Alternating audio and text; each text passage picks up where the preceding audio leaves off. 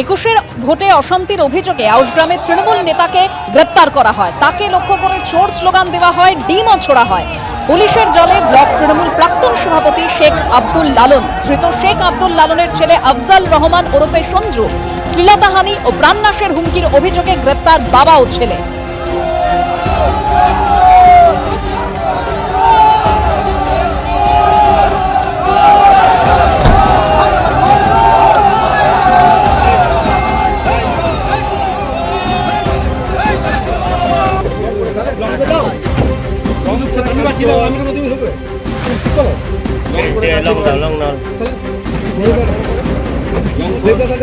কি বলবেন লালনদা? সামনেটা ছাড়ুন।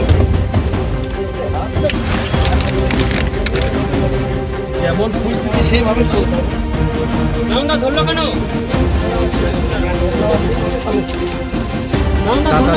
বর্ধমানে আদালতে নিয়ে আসা হচ্ছে সেই ছবি দেখতে পরিস্থিতি যেমন যাচ্ছে সেইভাবে আমাদেরকে চলতে হবে। কি পরিস্থিতি যাচ্ছে? গতকালের পর আজও কলকাতা সহ দক্ষিণবঙ্গে বজ্রবিদ্যুৎ সহ বৃষ্টির সম্ভাবনা রয়েছে। সরাসরি আমাদের প্রতিনিধি সমীরণ পাল আমাদের সঙ্গে রয়েছেন। সমীরণ, আলিপুর আবহাওয়া দপ্তর সূত্রে ঠিক কি জানতে পারছো? স্বর্ণালী, আলিপুর আবহাওয়া দপ্তর সূত্রে যেটা জানা যাচ্ছে যে তাপমাত্রার খুব একটা হেরফের হবে না, কিন্তু আজও আকাশ যেমন মেঘলা রয়েছে, মাঝারি থেকে হালকা বৃষ্টিপাতের সম্ভাবনা রয়েছে কলকাতা সহ দক্ষিণবঙ্গের বিভিন্ন জেলাতে। তার পাশাপাশি উত্তরবঙ্গের আলিপুরদুয়ার, জলপাইগুড়ি এবং কোচবিহার সেখানে ভারী বর্ষণের পূর্বাভাস রয়েছে।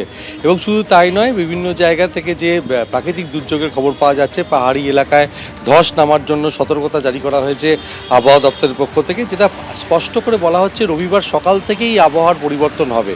যেটা দক্ষিণবঙ্গে যেটা হালকা থেকে মাঝারি বৃষ্টিপাতের পূর্বাভাস রয়েছে, সেই বৃষ্টিপাতের পরিমাণ বাড়বে এবং তাপমাত্রা আরও কমবে। তার পাশাপাশি আরও আবহাওয়া দপ্তর তরফ থেকে সতর্ক করা হচ্ছে যে রবিবার সকাল থেকে যে বৃষ্টিপাতের পরিমাণ বাড়বে, তার পাশাপাশি বজ্রবিদ্যুতের সম্ভাবনাও বাড়বে এবং সেই কারণে সকলকে সতর্ক করা হয়েছে আবহাওয়া দপ্তরের তরফ থেকে।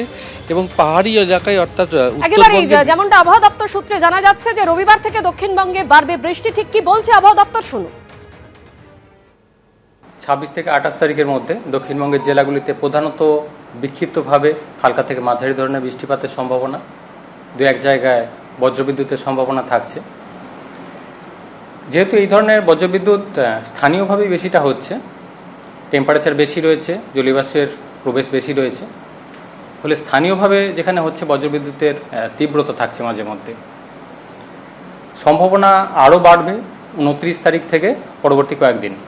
পূর্ব পশ্চিম বর্ধমান, বীরভূম, মুর্শিদাবাদ, নদিয়া এবং তার পার্শ্ববর্তী যে জেলাগুলি রয়েছে পুরুলিয়া, বাঁকুড়া, যেটা উত্তর 24 পরগনা, এই জেলাগুলো বজ্রবিদ্যুতের তীব্রতা থাকার সম্ভাবনা রয়েছে 29 থেকে 30 তারিখের মধ্যে। কলকাতা পার্শ্ববর্তী অঞ্চলের জন্য আগামী 2-3 দিন প্রধানত মেঘলা আকাশ, হালকা থেকে মাঝারি ধরনের বৃষ্টিপাত বিক্ষিপ্তভাবে থাকার সম্ভাবনা রয়েছে। বৃষ্টিপাতের সম্ভাবনা কলকাতার জন্য বাড়বে 29 তারিখ থেকে। এবিপি আনন্দ, এগিয়ে থাকে, এগিয়ে রাখে।